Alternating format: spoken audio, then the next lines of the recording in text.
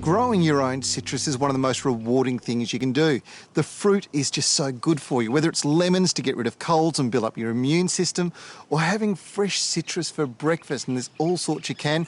They make wonderful desserts as well. You can even use the juice for sauces. Look, there are so many good reasons why you should be growing citrus trees at home yourself, but a lot of people won't do it. They think they're hard to grow or they take up a lot of room. Well, it's just not true. You can grow them in pots really successfully, and that's exactly what my Mitre project, Mitre plan for this week is. Show you how to do it. I'm going to take you down to my local Mitre 10 store, Walker's Mitre 10, Kalamunda. I've selected a couple of varieties, including a sweet orange with low acid that delivers fruit over a 6 to 8 week period mid-season called Cara Cara. It was bred in Valencia in Venezuela, and it's an international sensation with top chefs who are using the juice for sauces in recipes. The other variety is the Chinotto Sour Orange.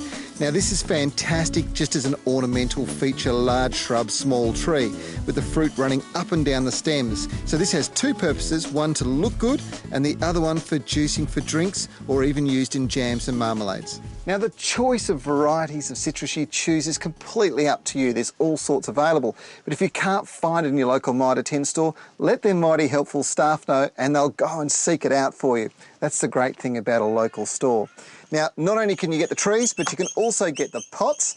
These great big Roman series terracotta pots are absolutely brilliant, lightweight, but they look just like terracotta. And you'll need a few other odds and sods as well. Sea salt and as well stress guard. I'll explain why you need that a bit later on. And of course, don't forget the premium potting mix. Now, when it comes to putting trees into pots, well, you really want to have a dwarf tree. Now, the good news is you can get citrus trees on dwarfing rootstocks. Now, this is the rootstock here. Under normal circumstances, it'd be a wild tree which would encourage really vigorous growth.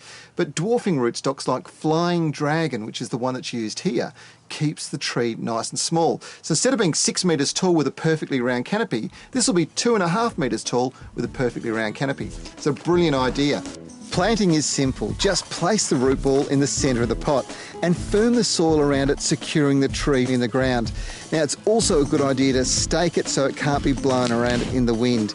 This is vital to success, and don't go tying the tree too tightly too, because it can cause circulation problems later on.